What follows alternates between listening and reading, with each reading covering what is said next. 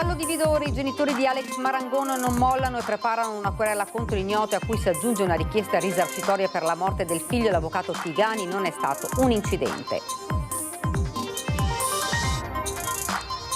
Indagati i 2 automobilisti coinvolti nell'incidente mortale avvenuto sabato a Codevigo, costato la vita al 62enne di Chioggia, Rossano Boscolo, contadin. Alberto Trentini ha telefonato a casa sabato sera, la seconda dopo quella dello scorso 16 maggio. La mamma: speriamo di riabbracciarlo presto.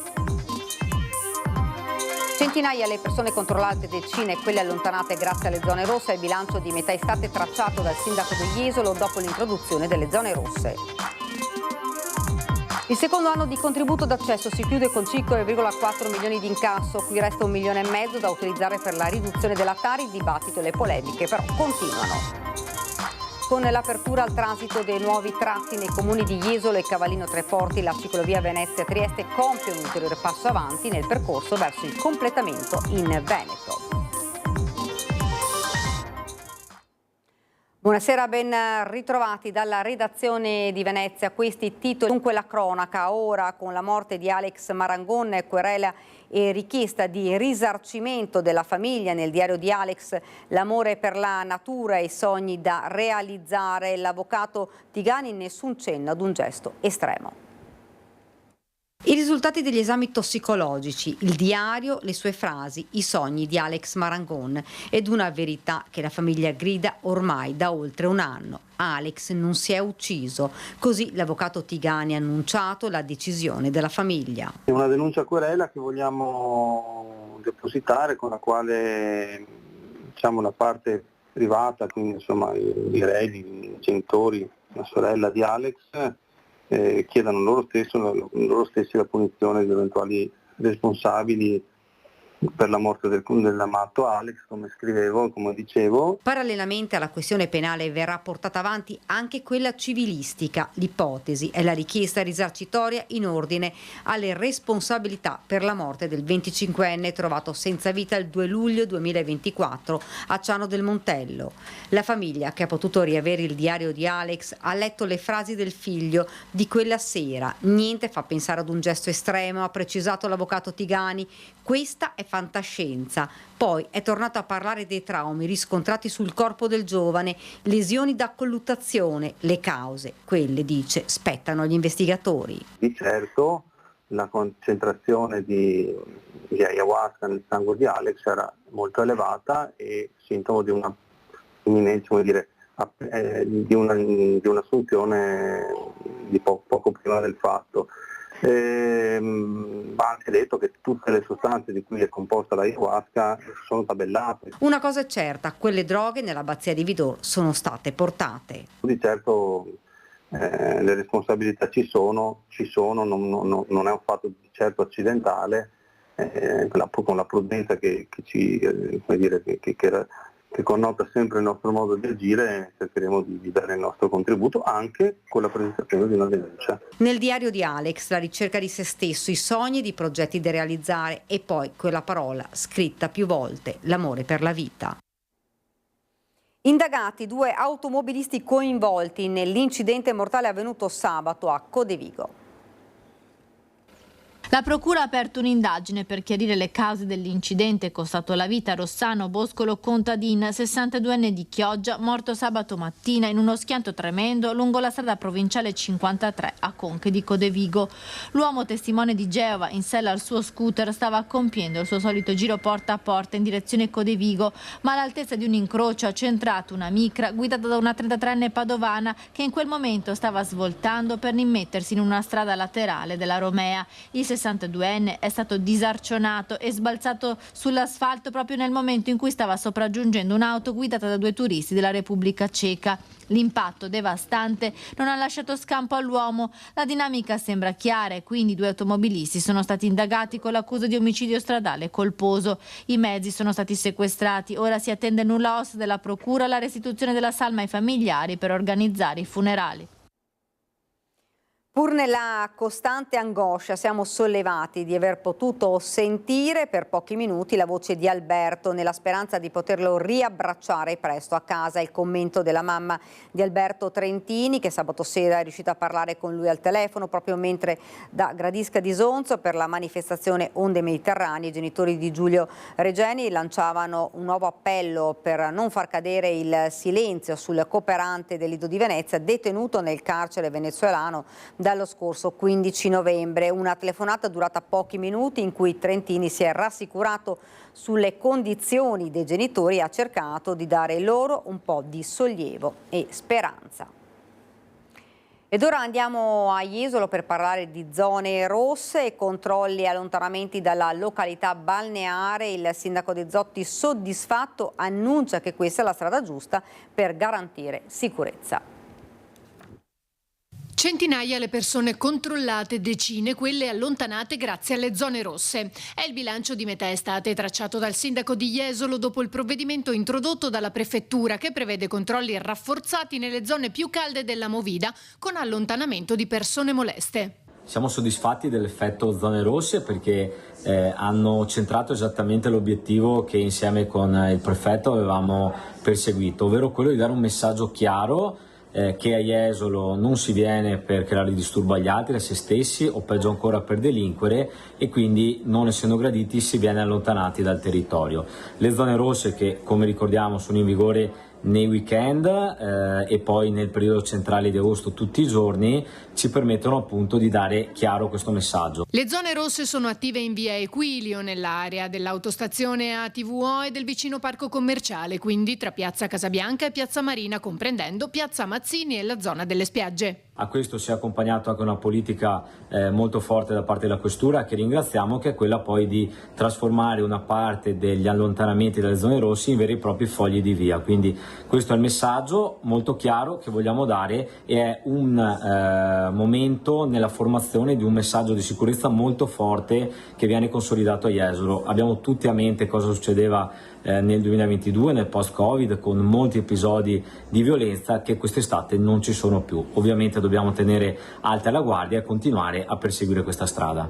Regole che valgono anche per i minori dai 14 anni in su, per fermare sul nascere gli eccessi di baby gang, bulli e maranza.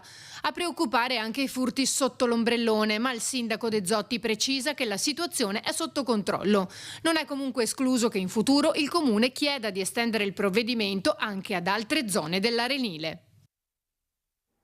Il secondo anno di contributo d'accesso a Venezia si chiude con 5,4 milioni di incasso, di cui, tolte le spese, resta 1,5 milioni da utilizzare per la riduzione della Tari.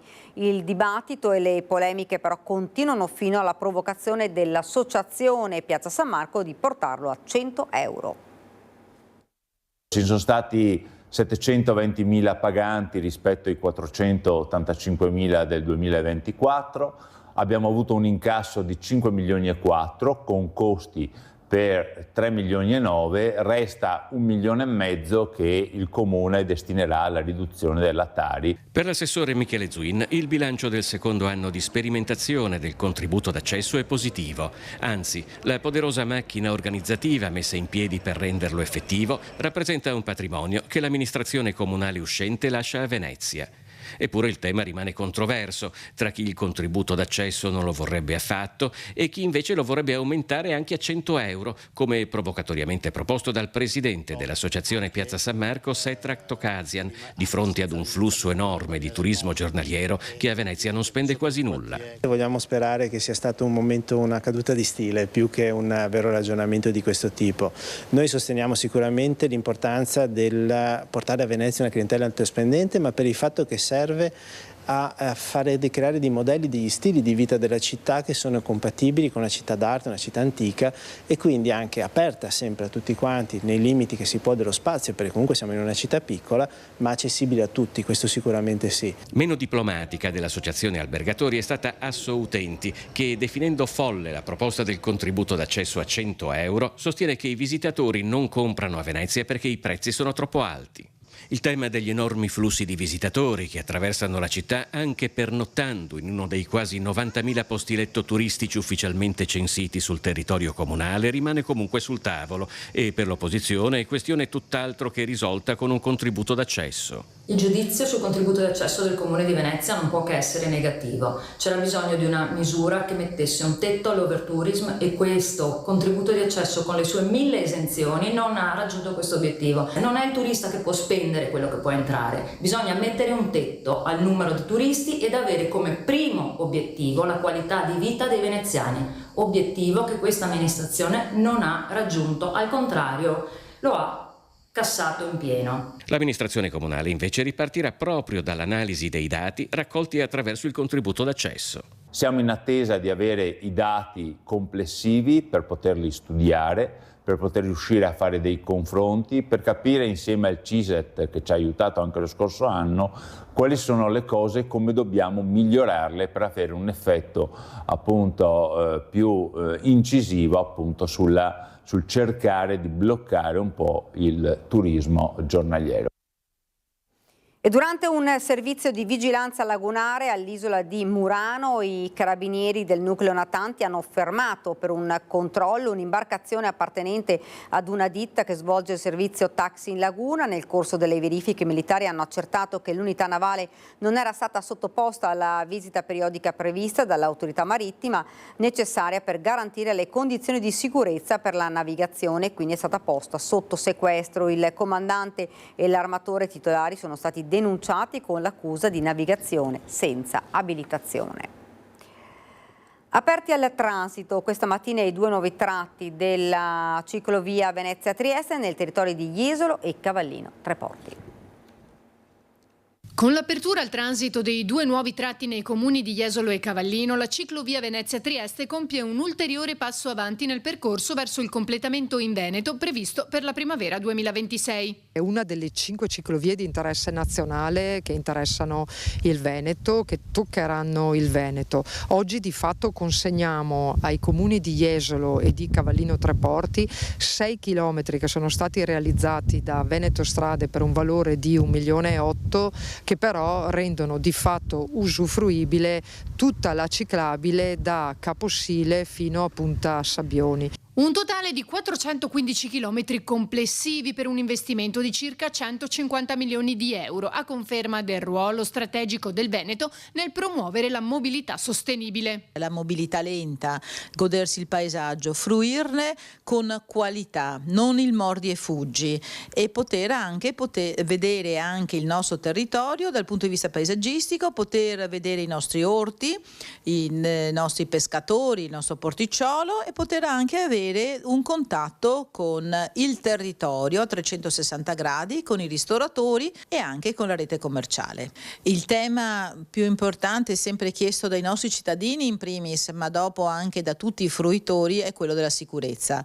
La divisione del traffico, la divisione dei flussi, la messa in sicurezza della viabilità per noi fin dal primo giorno del nostro mandato e ancora oggi, e continueremo, è proprio quella di garantire la sicurezza nella mobilità. Una volta ultimata, la ciclovia collegherà Venezia a Trieste lungo un percorso di circa 280 chilometri, di cui circa 120 in Veneto, attraversando 2 regioni e 32 comuni, di cui 10 veneti.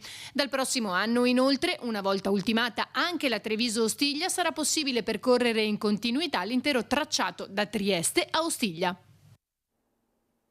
Nel centenario della sua nascita Venezia ha ricordato l'amato patriarca Marco Cè, scomparso nel 2014, attraverso un libro che ripercorre gli incontri avuti dal cardinale e il suo dialogo con i laici e anche con i non credenti. Gli incontri in cui apriva con familiarità la sua casa in Campo San Barnaba a Venezia e meditava la parola anche con i laici e i non credenti sono sempre stati un tratto distintivo del magistrale apostolato a Venezia del cardinale Marco Cè, patriarca finissimo dal punto di vista teologico e culturale e al tempo stesso anche uomo buono, umile e aperto al dialogo con tutti. Lo racconta il libro Un patriarca per amico, pubblicato nel centenario della nascita l'8 luglio 1925 dell'amato pastore. Il volume, a cura di Franco Conte, con prefazione del presidente della CEI, cardinale Matteo Maria Zuppi, è stato presentato la Lumen 9 di Mestre. Conte ai relatori, oltre al curatore Franco Conte, lo storico Carlo Rubani e il giornalista Paolo Possamai. Mi telefonò una sera per propormi di partecipare a un tavolo sulla lettura e sul confronto, la riflessione sul Vangelo di San Matteo. Devo dire che rimasi stupitissima. Raccontare anche il rapporto che avevo con lui, anzi soprattutto il rapporto che avevo con lui, che è stato un rapporto di amicizia, di figliolanza, è stato un padre fondamentalmente.